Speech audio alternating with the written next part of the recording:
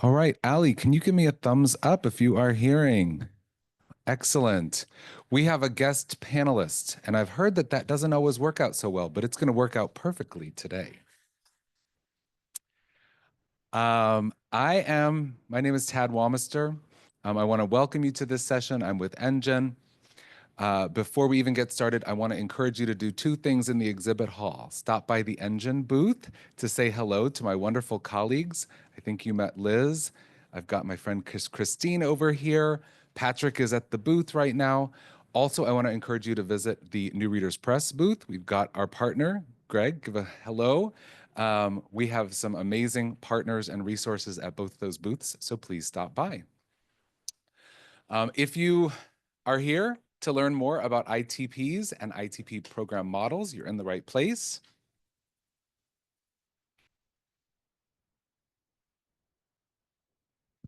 If you are online, please share your name, your title, where you're dialing in from or logging in from.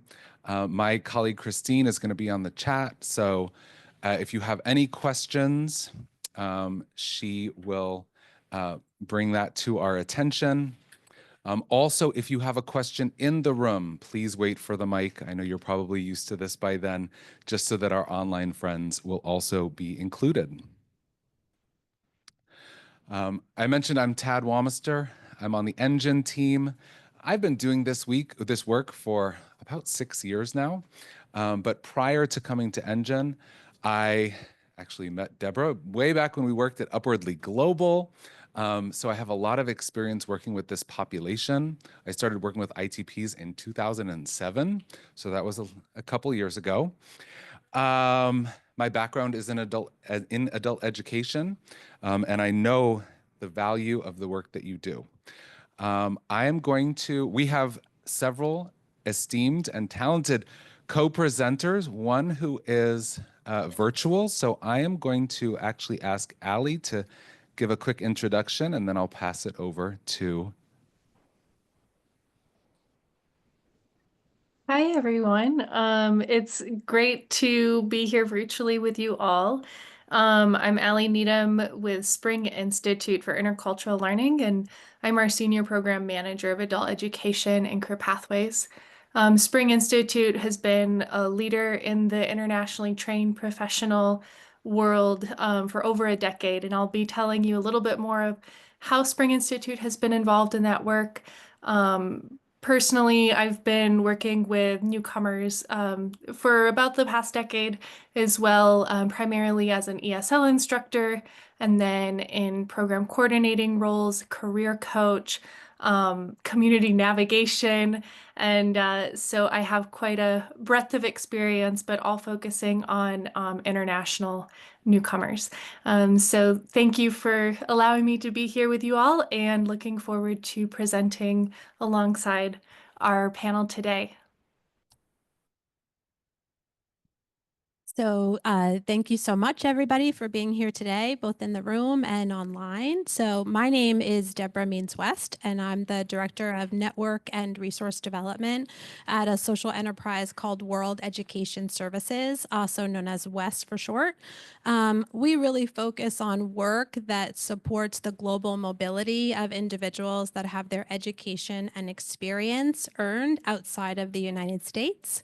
We support them through our core business, which is credential evaluation. So for those students, those program participants that maybe come into your program and they have a degree or they have education at the post-secondary level outside of the US, we support them in being able to provide them with an evaluation of that degree or that course so that we can help them to move forward with their education instead of having to move back. And we also provide at WES through our social impact department, we actually provide US policy and programming and philanthropic support. For us, we really see ourselves as being a bridge to supporting and lifting up the great work of programs across the country, for which we're really excited to be here today on the panel to be able to hear from Spring Institute as well as Dallas College and the great work they're doing to support this population. I'm now going to pass it over to Monica.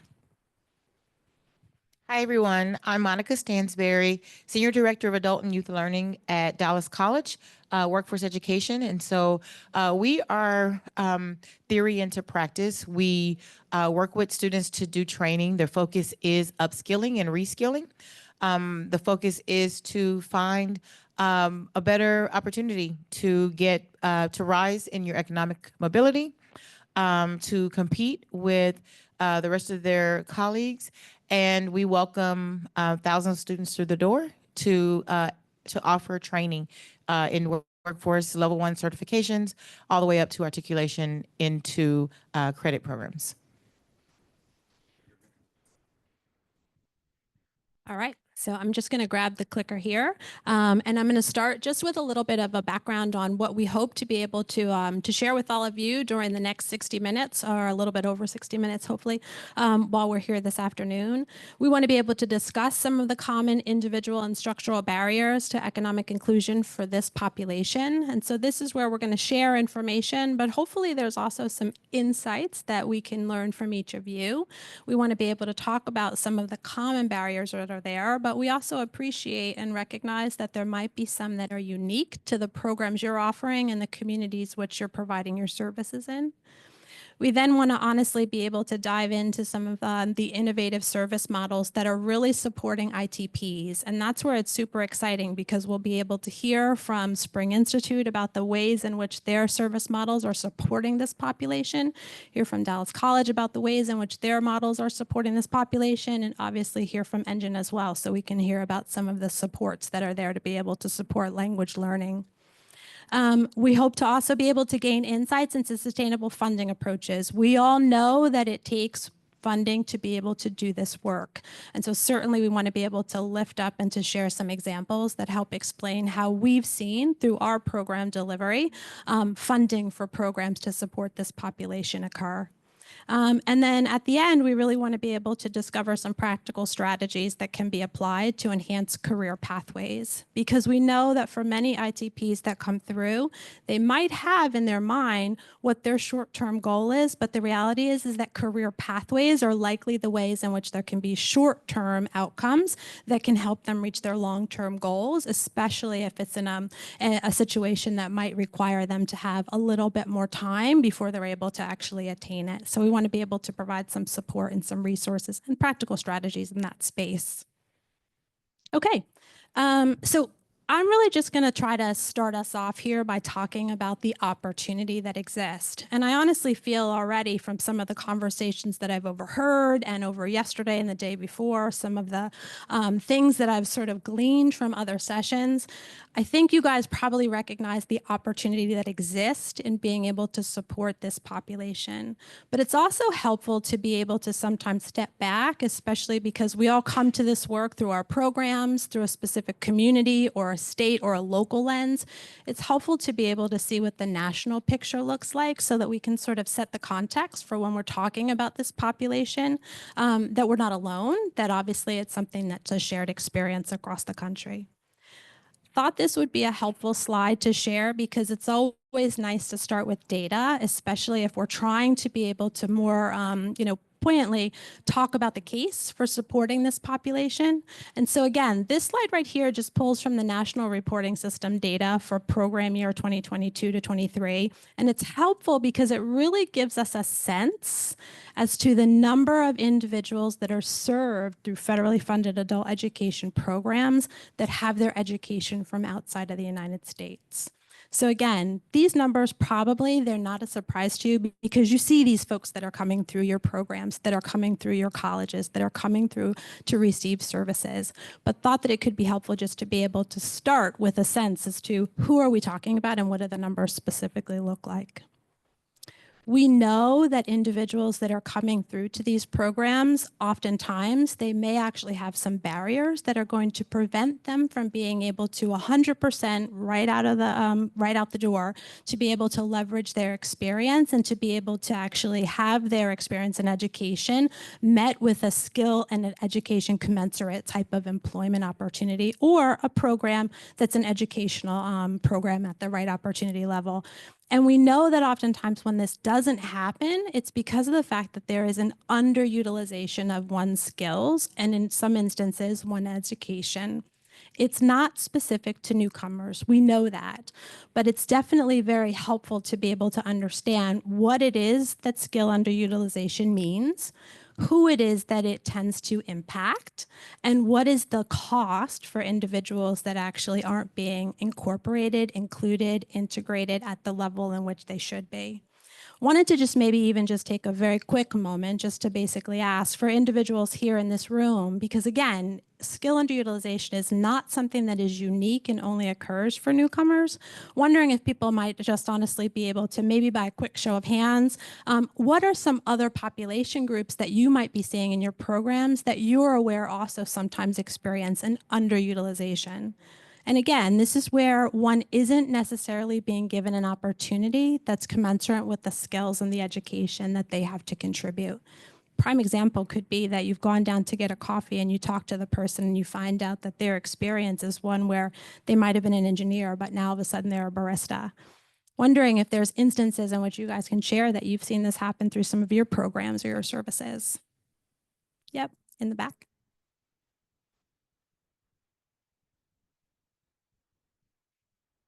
Well, one is through our program and one is actually personal. So the personal is my brother-in-law. He's from France and he probably has a master's in some kind of engineering program, physics, all kind of really smart guy. He's working that all his own. And then in our program, when I started as the career navigator, one of the things I was finding when I was looking and wanting to start this IT program is that we had a lot of lawyers, doctors, and engineers that are doing the GED program because they kind of not knowing where to go after ESL, or they get a certain level, or they're in an ESL and they're trying to figure out what the next steps are. Absolutely. So, I mean, these are certainly examples. Thank you for sharing those. That, I mean, it's probably likely that other individuals that are coming through your programs, you're experiencing the same thing. We hear it, people that are being told to redo their GED or their high school equivalency rather than moving forward with their education, actually being told to redo. And instances like what was articulated in the back with a person that has an engineering and a PhD and that they're working in an AutoZone, we often notice that. And the reality is that there's a cost. Economies suffer, individuals suffer, communities suffer, but there's ways in which we can try to lift up some of those barriers that one might be experiencing and encountering to try to reduce instances of skill underutilization. Thought this was a helpful slide to also share because the magnitude of skill underutilization is necessary to unpack. And at the national level, it's estimated that over 2 million college-educated immigrants and refugees experience skill underutilization. So those stories of what specifically your family experienced when they came over from France, it's something that we know we hear a lot of other students and program participants experiencing as well. And there's opportunities to be able to address that and to be able to change that when we understand what the barriers are and when we understand the programs that are on the ground that are really designed to be able to support and lifting up this population, but providing access to resources that are going to help individuals to overcome those barriers.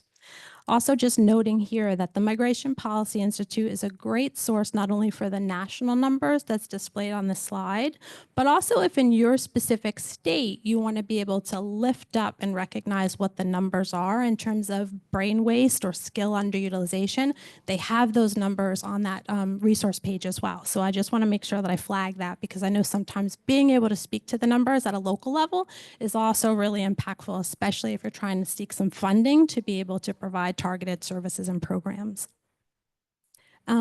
This slide right here, again, when we're talking about what some of the common barriers are that individuals may face, we know that there are some structural or systemic barriers for which there are solutions that already exist. And we're going to hear about some of those solutions through the programs that we're going to hear about today from other speakers.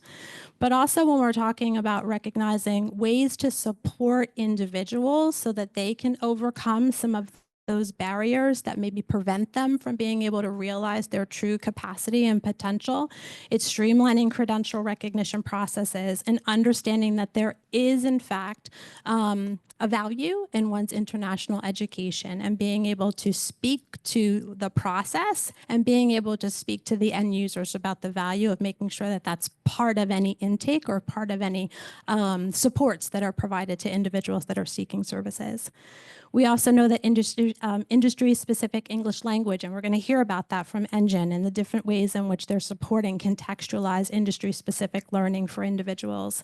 Networking. There was a great session that was earlier today that talked about the value of helping internationally educated folks, but also just newcomers writ large, at being able to tap into social networks. Because I'm sure if we all thought about some of the jobs that we maybe actually came in contact with for our first opportunities, maybe even the opportunities that we have now, it usually is as a result of who was in our social network that we might have known. So we could mock interviews, so that we could learn more about those organizations, more about the industry to help us, so that we were making ourselves more competitive.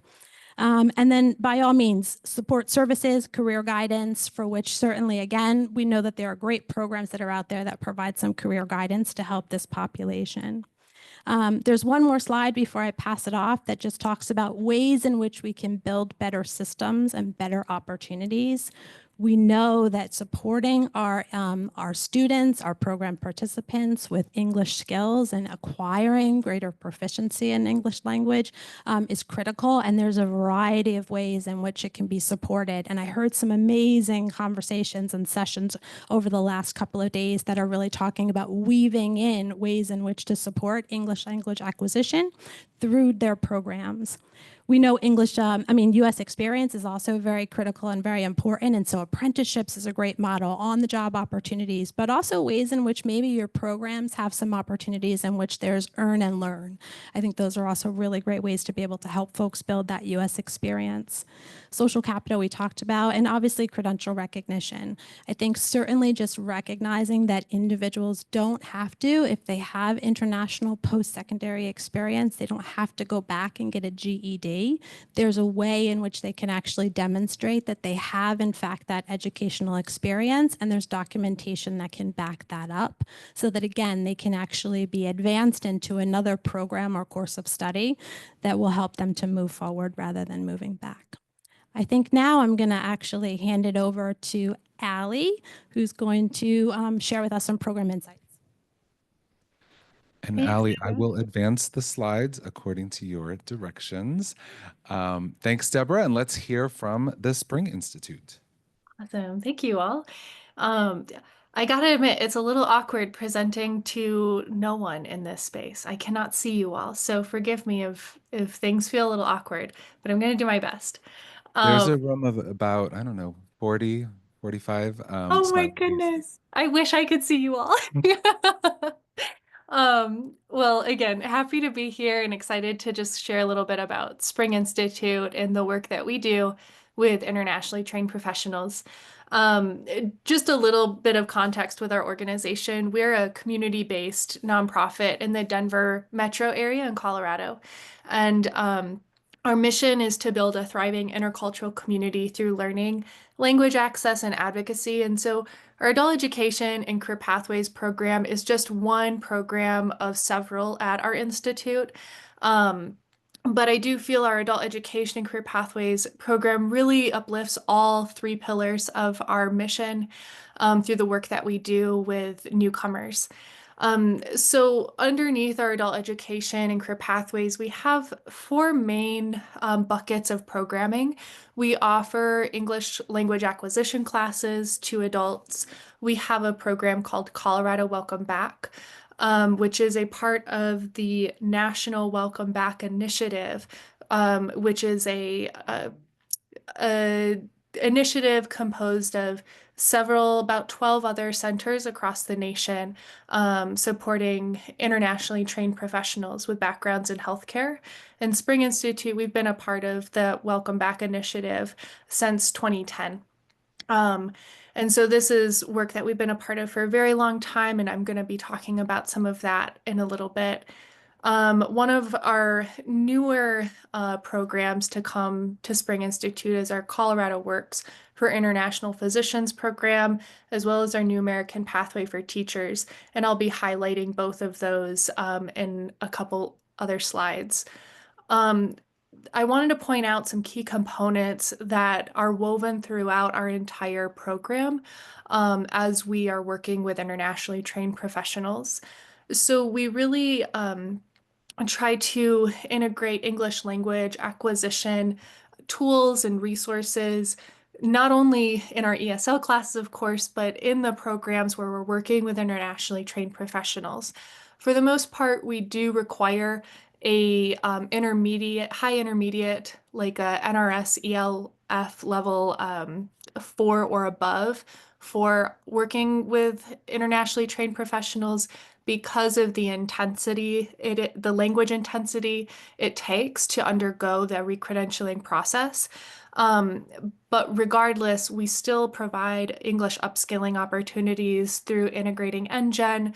We also have some supports through Upwardly Global and access to, it's called EF Live. And those are also some other resources that we use to make more robust programming.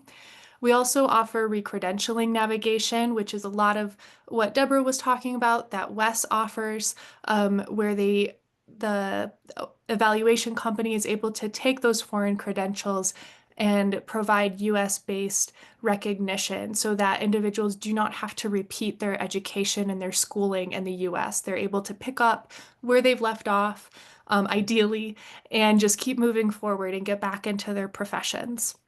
At Spring Institute, we also realized that there are a lot of financial components to reclaiming your career in the US, whether that's taking required board exams, passing certain background checks, or even paying for US-based experiences.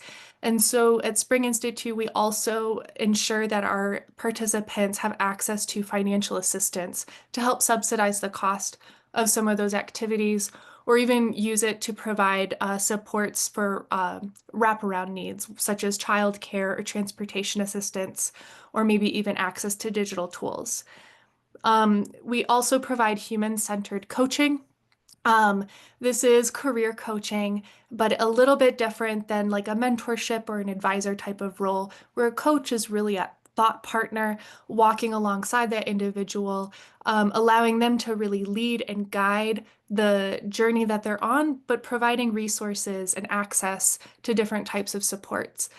And then lastly, we focus a lot on skill development and integrating our newcomers to the American workforce and style of navigating work culture in the US. And so we'll go ahead and go to the next slide. So as I mentioned, Spring Institute has been serving this population since 2010. So I wanted to give kind of just a brief snapshot of our work over the years, really highlighting our work in policy advocacy. Really in 2019 to 2022, our policy advocacy team was really working to create more accessible and equitable pathways to licensure for international medical graduates or internationally trained physicians.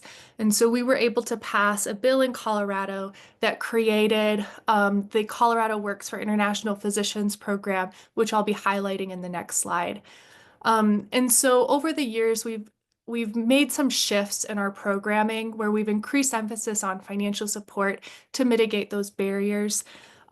We've moved towards a career coaching model as opposed to career advising or mentorship, and have also started to integrate cohort-based models as opposed to just offering one-on-one support. We still offer a lot of one-on-one individualized support, but we realized over the years that these individuals, they're lacking community, they're lacking networks. And so to reduce the silos that people often find themselves in, we've created specific cohorts based on the pathway type so that these individuals can come together, have camaraderie, and share best practices with one another. And then lastly is, of course, the funding aspect. It's like, how do we do this work? So Spring Institute, we currently do not have any federal funds that fund our work with internationally trained professionals. Rather, we are really relying on foundation funding that we find throughout the state of Colorado or national foundations. We also look for state grant funding through our state government, and that is really what has allowed us to provide the Colorado Works for International Physicians program at the moment. And so we have really strong partners with our state government, with foundations, and then we have a fairly robust donor base, but that really doesn't make up too much of our program funding. And then lastly, at Spring Institute, we have a specialized model to provide customized programming for other organizations or businesses. So they're able to enter into a contract with us and pay us directly to offer programming for their newcomer base.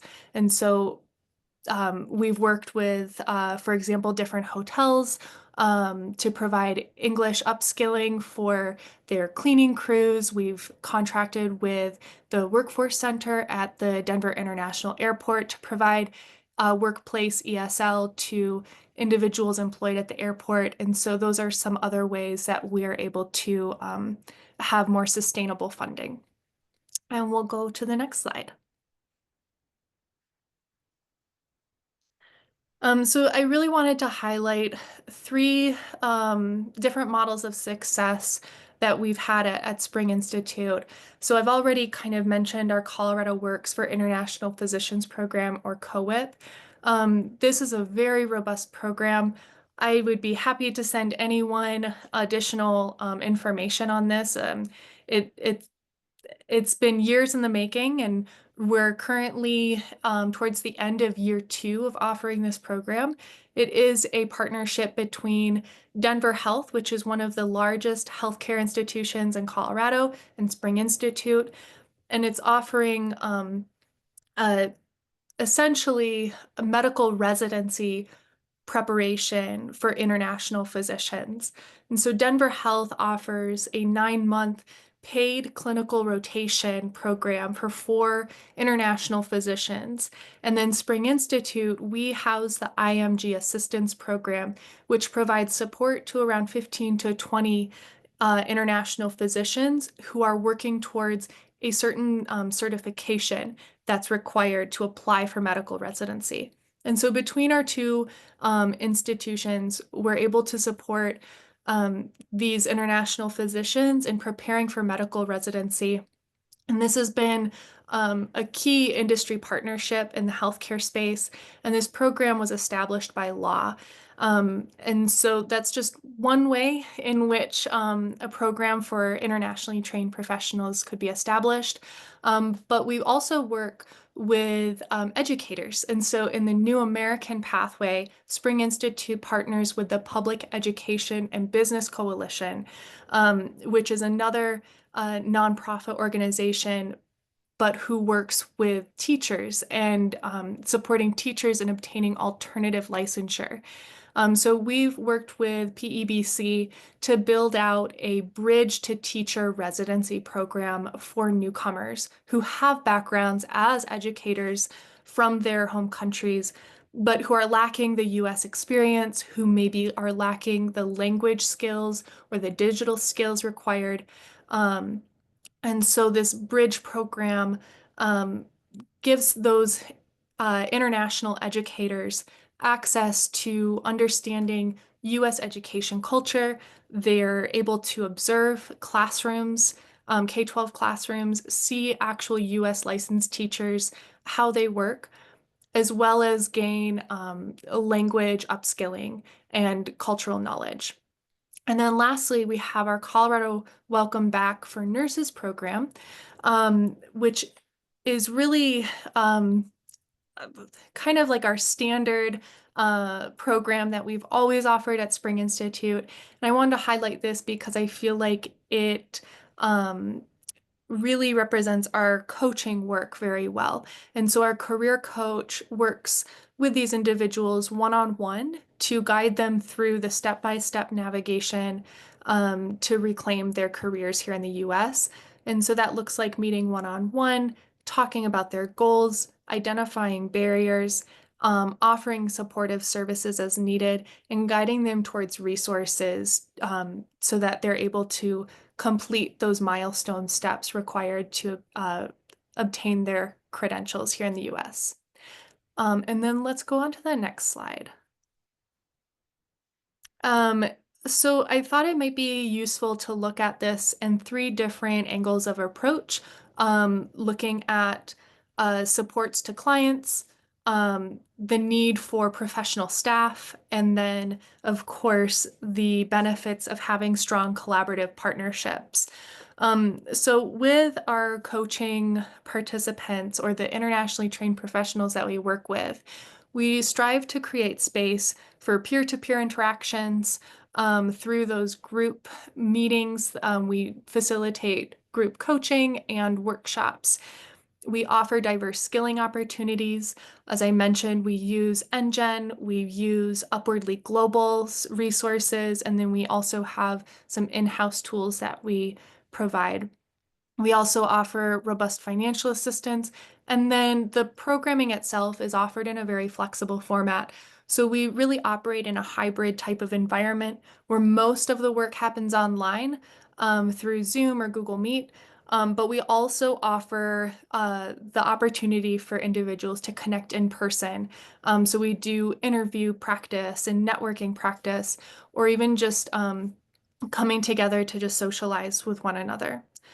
And then with our coaches, so we really focus a lot on the professional development aspect of career coaching, providing our coaches with key skills and tools to develop the ability to promote active listening and ask really open-ended questions to get to the heart of where people are at and where they're wanting to go. So that's really embodying that coaching mindset of being a thought partner in this work and not really feeling like you're the one holding the knowledge, but you're really the one walking alongside the individual who has so much robust experience, skill, talent to offer. They're just navigating in a new space. And so through this, we're able to deliver really quality and structured services. And then lastly, when we're focusing on the collaborative partnerships, as you all are aware, key industry partnerships are so beneficial to really get that industry insider perspective. I'm sure you all as adult educators aren't quite familiar with all the ins and outs of the industries. We aren't either. And so that's why we have those key partnerships with the folks at Denver Health and at Public Education and Business Coalition. And so we're very intentional with the way that we develop and cultivate those partnerships. And lastly is we really partner alongside our policy advocacy team so that they are working to address a lot of those systemic barriers that exist. So I highly recommend, if you don't have any sort of policy advocate in your program, try to identify another organization in your area who might be willing to partner alongside you to really address those policy issues that might be presenting additional barriers. And then, yeah, I think that is the last bit of my slides. So I'll go ahead and pass it on over to Monica. Thank you, guys. And I do want to mention, thank you, Ali, first of all, for sharing all of that insight from the rich experience. It's like 15 years of working with ITPs at the Spring Institute. I do want to mention that there are resources at the end of this presentation, and the presentation is in the Whova app. So there's a lot of information that will be at the end of those slides. So please do download that and view that at home. And I will pass it off to Monica to hear about what's going on at Dallas College. Okay, we're going to do Dallas College, but it is what time is it? It's like, 4:25, kind of low for me. So can we all just stand for a moment? Okay. Just stand for a moment and just do a little stretch, because I used to be a theater teacher, so I won't have you do all of the extra, but stretch, pat your head, tap your nose, clap, stomp your feet. All right, shake your partner's hand or give a bump, shake it out. And do a little spin if you want to, and then you can have a seat. Only because it's that time of day, right? I'm Monica Stansberry with Dallas College, and I have my some colleagues in the room with me. Um, let's just say we're starting from the beginning. We know that we serve internationally trained professionals at Dallas College. They come through, but they don't always identify. They don't always tell us that we'll ask a question, but we don't dive deep. And they'll just start taking a program, and then you start talking to them, you find out their life story, and you're like, oh, whoa, you should really be doing A, B, and C. So one of the things that we did at Dallas College in our consortium, and I should say Dallas College, we have about 7 campuses. We are the community college in Dallas County. We have 7 main campuses. We have about 14 satellite campuses. We're also part of a consortium that serves our surrounding cities. Irving's in the house. Delia, wave your hand. She's Irving ISD. Richardson, Wilkinson, we have a community-based organization that works with us. It also, we put them on our campus to serve students because the thought behind that is students get nervous about coming to Dallas College because it's really official and they don't want us to ask all this official paper. Even though the community organization may be asking for the same types of information, they ask it differently and they feel more comfortable in that when we're going to the community. So they will a lot of times self-identify. We work with our workforce board. PJ, raise your hand. He's in the room as well. He is on he's at our workforce board. We work locally with them and they send us leads, so to speak, to say, hey, this employer needs some people. And a lot of times our internationally trained professionals will go into professions that are obviously not a part of, I'm preaching to the choir, they're obviously going into professions that are not in their first choice, but they're doing it because they need to come and make a living that is better than where they are. So they are also in the room with me are a couple of our designers. Angela is our assistant director of instruction. Please raise your hand, give them it. And Carolina is an instructional project lead for design. So we don't do this without their support. We are starting on the ground. Texas has been foreshadowing what's coming. What's here. We started back in June of 2024. The writing was on the wall. The workforce board comes to us and say, hey, we're going to start changing up how we're providing programs. Okay, we are going to do ESL for career pathways. We're going to change our language. And being a state advocate and fellow at COABE, I started to learn is how we say what we're doing. We're going to still keep doing the same work that we're doing, but it's what are we highlighting? So we went from we have family literacy. We went from family literacy to ESL contextualized career pathways. Now this started in June. So you guys are on our journey with us. Okay, we are still in the beginning stages. So we started, ESL for career pathways. After they leave family literacy, they have to then decide. Then you say, well, what do those students do? They have to choose a different program. And we have community organizations. We don't turn students away. We have coaches who talk to them about, hey, have you thought about doing this? Have you thought about, this career pathway? And to answer that, we have also looked for other ways to help those students who want to continue. We have state dollars. So with our state dollars and the way we talk about that in Texas, we have to be very intentional. We are now also looking for other ways to help those, because they're still coming through the door. It doesn't mean that, they're still coming. So we're partnering right now with a large organization to provide an online resource that's free to students for language learning. I can't say who yet, but we're working on it. The city of Dallas has given us a grant to work with. That we don't ask any questions. We don't say, hey, where are you from? We don't say, what are you trying to do? All they have to do is say they need English language learning. Advocacy within my own community is still ongoing because sometimes we have to we're transitioning out of the process of just ESL, just for the sake of ESL, and moving into our language for career pathways. So I have to also educate my colleagues and the people who work with me. I have one grant where we're providing tuition for, all you have to do is tell me you need some money to go to school. But I also reserve funding for people who are doing credentialing. Well, I'm trying to work with my success coaches so that they know, okay, they're like, oh, well, they want to take classes. I said, yes, but do you know how expensive it is to go get your credentials evaluated? Can we reserve some money for that?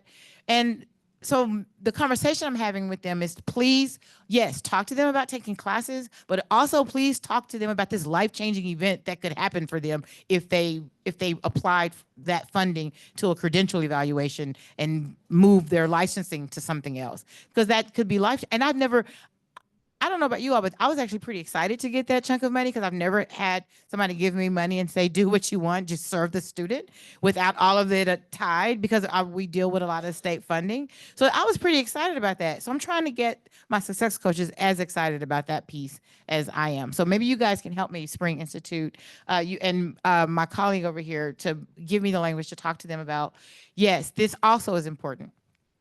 So what we've done with some of our courses that we've rebuilt, we've started in, like I said, we started in June of last year, building their pathway. So we have credential evaluation and bridging courses, understanding U.S. credential equivalency, navigating licenses and professional standards, bridging coursework to fill the knowledge gaps. That's an overview of what we provide, our different pockets. We have technical and specific training. So our schools, we have to work with the schools so that our students can better articulate into those programs. We have divided our college into the schools of, so School of Health and Science, School of Education, Business, Hospitality.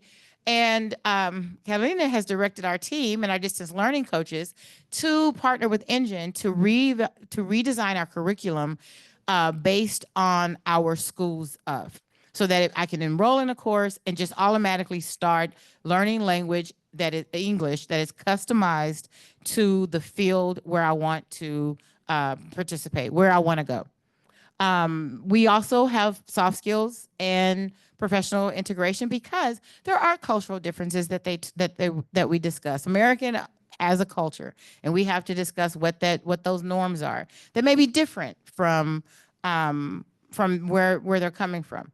A lot of times it is different. So we acclimate them. It doesn't mean that they don't know their stuff. We just have different cultures. And then orientating you to the rules and the ethics of our workplaces. Okay. So technical skills, soft skills, and then overall U.S. culture.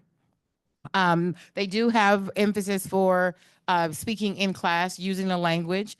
So we can fit all of those core standards into what we're doing, but we just focus it on a specific career pathway. We offer design, we offer online, we offer face-to-face. And when we say in adult ed, I don't know if all of you are the same, but when we say online, it's still synchronous learning. There's not a self-pace. Our proxy tool, EnGen, is the place that they can go. Oh, and I should say, before we started this work, our EnGen numbers, my instructors weren't using them, because again, I'm advocating, I'm talking to them about the change. I had to change the minds of my instructors too, because they just want to serve the student, and it's for language literacy. Many of them came from K through 12. They did different programs, and we had to say, we don't have an ESL program, we have a workforce program. And that is why we moved it to the college. It did used to be housed at our ISD. And they still do their own parent engagement classes, but we're supposed to be articulating into some type of credential. We went from having the curriculum having to be changed. Our ESL numbers are still up. We still have some work to do, but we are, I think, what is it, 4 classes now? We've gone through, we have 4 classes going on right now. Yeah, we have about 4 classes. We did partner with our local hospital to offer contextualized ESL for them. We do have employee partners. One of the challenges I'm having right now is employee partners are ready to go until you tell them all the work. And let me tell you what I do. I say, we would love to come out and do a cohort with you and contextualize the language. Will you pay your employees while they are taking classes? Because I find that that's the best way to deliver. And then they're like, oh, yeah. Now, a couple of them, like Parkland, our hospital that we partner with, they jumped on it. Absolutely, we will. And do you need supplies? So I'm like, we love you. Okay. And then other partners are like, well, I thought you all had money. Because, and let me not get on a soapbox, but I really feel like we're trying to put these folks to work. Our employee partners need to come to the table and offer those benefits because they still need to work. So every week at Parkland, those people sit in the room and they get paid while they're there to learn. So that's what I'm trying to. I have another couple of conversations with people coming up. One of them were accountants. They really needed accountants, but they're like, it's accounting season all year long. Can we do this in the summer? I'm like, well, my metrics will be over, but yes, we can plan and do it in the summer. So that's one of the challenges I'm having is finding those partners who are willing to give because our learners have to work. They have families. Yes, they do want to learn, but we want to also offer them and partner with the employer to help provide those experiences. So that's where we're on our journey. By this time next year, hopefully at the next COABE, I'll be able to say we have had this many people to go through our program and really level up. Because you guys are, like I said, you're starting with Dallas College on our journey. We know that we are serving them, but we're being more intentional now about serving them, changing the minds, being ahead of what's to come. We know that there's uncertainty. Like I said, Texas foreshadows, and we're going to continue to do the work and just focus on the language of doing the work for our internationally trained professionals, as well as our other ESL learners. Wonderful. Thank you, Monica. And I'm really excited. We will be getting to some discussion, some questions. Oh, you had another slide. Any? Gotcha. So what I loved and what I heard you say was English is a workforce skill. And that is something that we are really focused on at EnGen.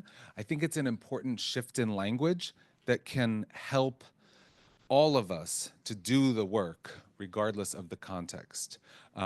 We at EnGen focus on the workforce and career-focused English language learning. This image helps to illustrate what we do. We want to be a bridge to workforce, to apprenticeships, to IETs, to CTE. Again, wherever you are in serving internationally trained professionals, there are 3 core things you can do to help them. Improve their English, and especially with contextualized English, right? And I know how many people have ESL programs in the room? Okay, so you've got that. You can always bring in more industry expertise. You can help people to build social capital because when you move to a new country, your network is elsewhere, it's back home. And I know if I needed to look for a job, I would look to former colleagues where in my local area, alumni from my different degrees. I would tap into family, friends, whatever. But when you are a newcomer, you don't have that local network, so you have to rebuild it. The other thing is credentials, because earning a US credential will drastically change your client's trajectory.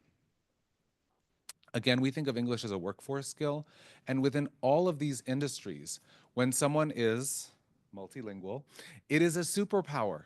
They can better serve clients, they can better serve customers, they can communicate with more of their colleagues, they can take on leadership roles. There are so many benefits to bringing additional language skills into the workplace. Why use technology? Now, did anyone stir their coffee with a blender this morning? No, maybe a little plastic or wooden stir. Don't use technology just for the sake of using technology. Use it for reasons. Reaching more learners, breaking down some barriers, reaching people in the workplace. Again, removing barriers. whether it be childcare, transportation, financial.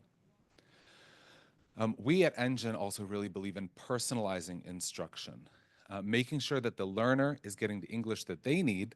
They will be more engaged, they will be more interested, they will more rapidly build up those language skills, especially if they can put them to work. Technology can help you to see what the learner is doing, how they're doing in those courses. I know we work with another partner in Colorado, Emily Griffith Technical College, and they use us in their vocational transitions. And so when that learner takes the English for cosmetology or the English for construction or the English for whatever program they offer, if that learner passes the EnGen course, they know they will pass their course that is taught in English. So it's going to drive completion outcomes. Optimized learning for competency-based models. Internationally trained engineers may be more rapidly able to move into apprenticeships because they have the science and math background. And of course, 93% of jobs require digital skills. Probably that's only going to go up. The more digital skills you have, the more competitive you are in the workplace, the more job security. And also, I remember my first conference working in this area was TESOL in Atlanta. So it was 2019. And I did a presentation, and the room was 50-50 of people who were technology lovers and technology haters. They said, my learners, they can't use email, they can't get on these systems, blah, blah, blah. Also, that means they can't get a job, they can't succeed. So you can't, of course, COVID changed all of that because we had to help learners to move online, but that's where the job applications are, and digital skills are essential. I want to highlight a couple of partners. I mentioned Emily Griffith. They have a boot camp model. They call it vocational transitions. They're also pretty advanced at serving internationally trained professionals, having been in a SIP cohort. Sorry for the acronyms, that's the Skilled Immigrant Integration Program. But really a big fan of their work. Also, Austin Community College in the house. They've used EnGen in internationally trained professionals programs to make sure that those learners have that industry-specific English, because these classes are often very non-homogeneous. You have a couple engineers, a couple healthcare professionals, an accountant. So they need to learn those core soft skills, workforce skills, American culture, but they also need the English of their profession, especially if they're if they have to pass a licensing exam. So foreign trained nurses, they have to take the NCLEX timed in English. So we have a course, English for NCLEX, to help them study and prepare for that. Another innovation I want to highlight, Lewiston Adult Education. Any Mainers in that? It's a little bit far to come all the way to Texas. But we do work in Maine with their Department of Education and local programs like Lewiston Adult Education. They have a partnership with their local hospital system. They've started off with CNA apprentices, so people are able to earn and learn before they get the credential. They prepare them using EnGen for these healthcare careers, but they also have a bank teller training program, a variety of different industry programs. But I love the apprenticeship and earn and learn approach. If you want to learn more about that, we have a flyer, I think, in both Hoover and of course at our booth. And then Miami-Dade College, a college with so many languages and a majority of non-native English speakers. So this can help learners to prepare for academic success, credentialing success. These are just some general tips with working with ITPs. I'm not going to read this out to you, but I do want to encourage, I bolded some. Again, it's improving English, adding professional development certifications or volunteering experience to localize their experience, and helping them to build up their network. Also, sometimes you do have to have hard and difficult conversations with ITPs to be realistic. Based on what documents they have, are they able to get re-credentialed in their career field? Or do they need to repeat either a small amount or a significant amount of their education? It really does depend on what documents they have, what country they're from, because You know, if I needed a transcript, I would pay $25 or $35 and get it sent, just an online form, but that's not the way that may necessarily work for them. And of course, at EnGen, we want to support hybrid, scalable, flexible models, you know, getting people who may be on a wait list or may not be able to participate in a fully face-to-face class, getting them the support they need. It is time to maybe have some questions. Christine, are there any questions online? Please feel free to chat. Anyone in the room have a question for Allie, Deborah, or Monica, or myself? Okay, and I'm going to pass the mic. So I'm new in my role as a ELL career navigator, and I've been hearing a lot that there's, I guess, ITPs should have their like foreign high school diplomas, credentials recognized, but that's not what I'm seeing in Indiana. Is that something that you guys are not seeing in other states?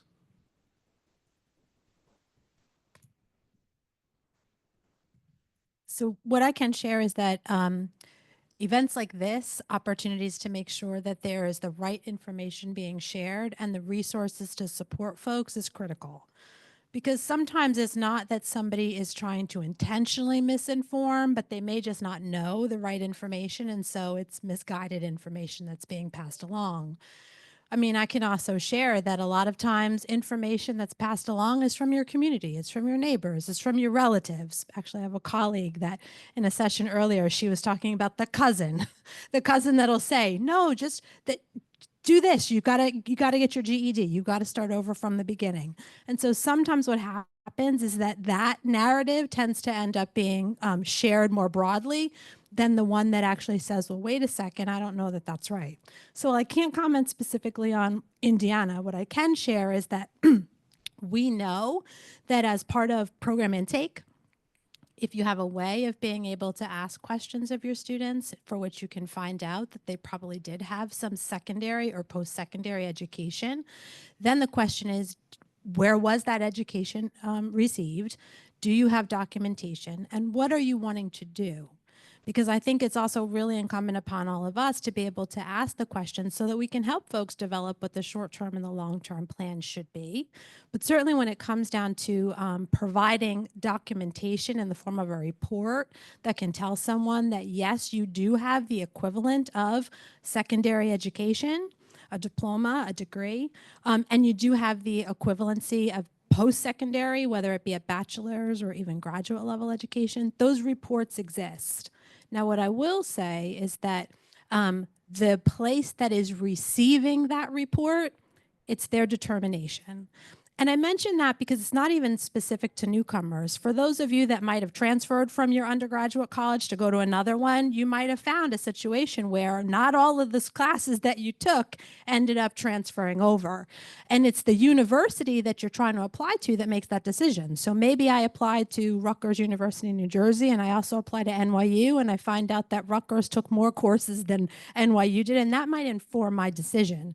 The same logic is really going to apply when it comes to credential evaluations. There are tools and resources in the form of a credential evaluation report that can indicate and that can verify that this is in fact equal to this, but the end user is going to be the one that determines whether or not they accept that or not. So it's also very important for your students or program participants to ask the admissions the admissions department of maybe the college or university what credential evaluation they accept, because not all of them are going to accept WES. And if they're applying for a regulated occupation, make sure that you're asking what is the agency that's accepting the credential evaluation report or conducting it, because I think that's also going to play a part. And then it's important to ask what they need, whether it's a document by document evaluation, which as an example means that I have a bachelor's degree and I want to know if it equals a bachelor's degree, because then I can apply to a job with confidence, I can apply to a program with confidence. or if they need to have a course by course. And that's going to demonstrate what course I've taken that might be a prerequisite that's required for a program I want to gain entry into. But it's also going to be a way to just sort of speak more firmly about what it is that you know you can contribute to move forward or what you can't. I hope that answers the question. And I heard to maybe be skeptical of some of the advice from your cousins, and I know that I can say is true. Also, and that's where adult education can really, through career navigation, you can play such an important role in helping people to navigate these complex systems of licensing, of credentialing, that vary on a state-by-state basis, and sometimes even more than that. I know I had a question from Vanessa and Waivan. Was there a follow-up? Yeah, and just to clarify, it's not really the local colleges or universities. We've never had an issue with them not accepting the diplomas. It's the employers. So with the employers, that's where it's gotten a little wishy-washy, where they're like, no, if it's not U.S. based, we don't recognize it. And so I was kind of curious about that. So very quickly, what I will say is, unless it's a job that maybe it's in a regulated occupation, and so there needs to be a way in which you can verify. For example, if you're wanting to work at maybe an engineering firm and you need to be able to verify, I wouldn't think they'd have the resistance, but there's an opportunity to educate and to say that the equivalent of a U.S. degree should also be able to meet your requirements. But I think one of the other things that there needs to be spaces for this to happen, and there are groups, and I'll make sure that I put in one that is a hiring and training working group at a national level. It's an opportunity to lift up best practice and increase education. But the reality is when it comes to employers across the board should have a hiring process that screens applicants and that is asking for the same verification that a person is qualified for the job, whether they are a US educated person or an international educated person. Part of that screening process, if they're asking a US educated individual to demonstrate the proof of their education, then it should be the same for a person that's educated outside of the United States. And the proof that a person can provide them is usually an evaluation report, because it's going to show that on a system of a 4.0 grade point average, this is what I had, if the GPA is a part of a requirement for a job.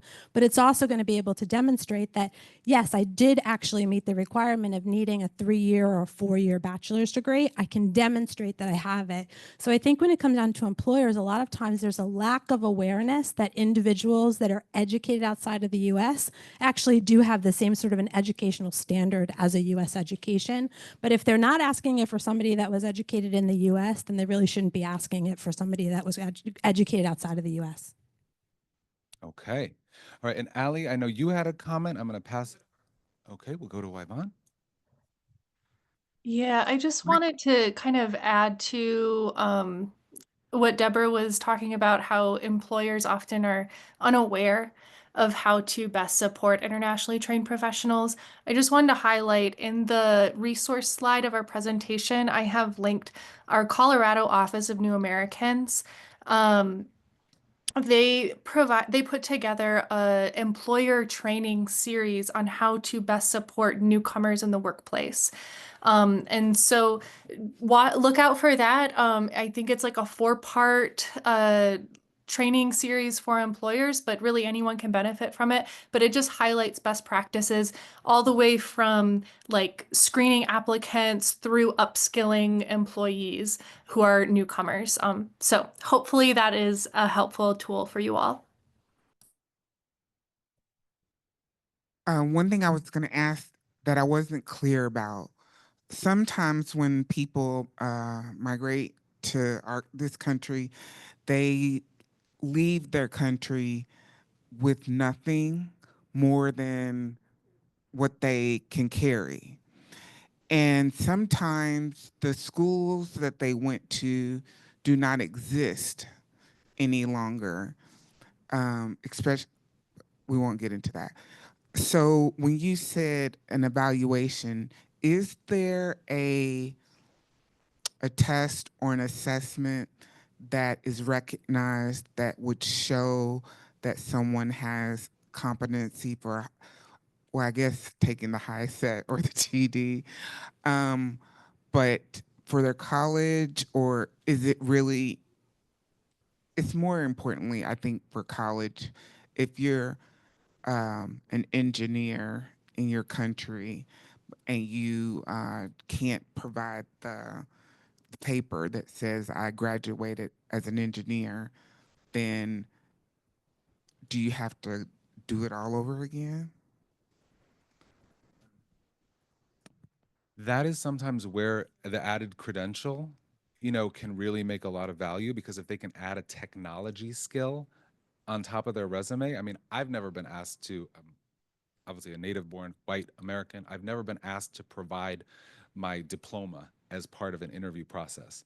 Now, probably internationally trained professionals may be asked that more often, but when you have industry recognized credentials on your resume that were earned in the US, that can help to erase that gap. So yes to that. I think two other things. One is that there are some programs that exist to help individuals recreate their educational past for countries for which they are unable to. As an example, I know that at WES, we have a program that's called the Gateway Program. There's information that will be shared in the resources on the HOVA app. What that does is it helps individuals who have been displaced. And you're right, the last thing maybe they were thinking about were grabbing their educational documents. They were thinking about being able to arrive in a location in safety. The Ministry of Education may no longer exist, or the university or the college that they went to may no longer exist. And so there is what's called an alternative credential assessment that is provided for individuals from certain countries, for which we try to help them recreate what their educational past is. And we have had really promising results with universities, licensing bodies, and employers that have accepted that as validation and proof that one has their education. I think on the other note, I will say that we have heard of some states that specifically have credit for prior learning. And so there are assessments for which an individual is able to demonstrate that they have actually the competency that's required for them to be able to move forward or to be able to take part in a course for which there were prerequisites and they're not able to explain that.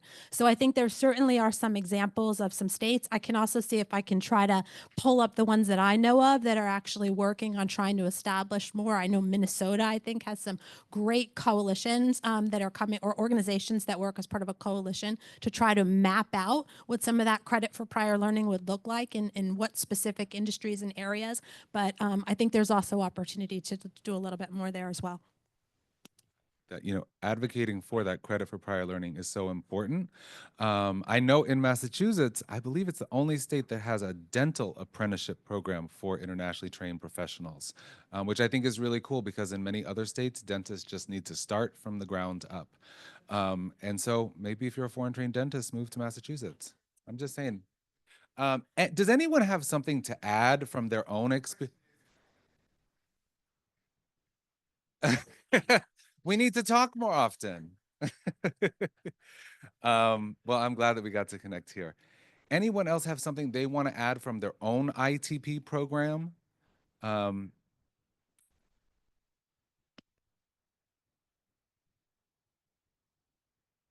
just want to say to the person from the Dallas Community College, I'm the same way. I'm just beginning, so maybe we can talk, because it makes me feel good to see you guys on the path, because it shows me that, okay, I'm on the right path and where I'm going and everything. And so I do appreciate you presenting.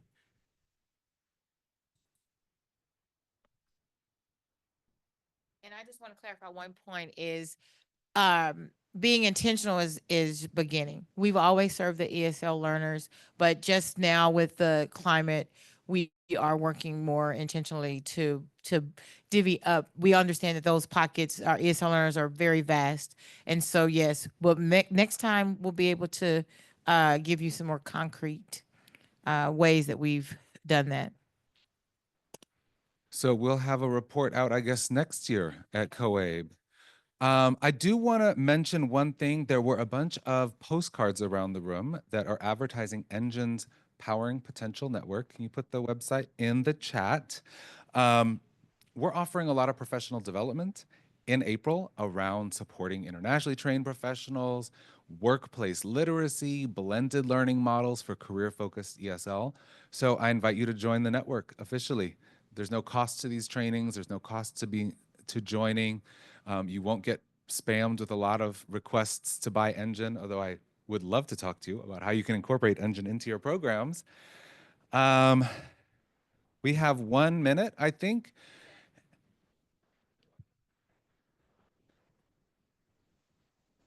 And these are all in the Whova app. So we have, this is the West one.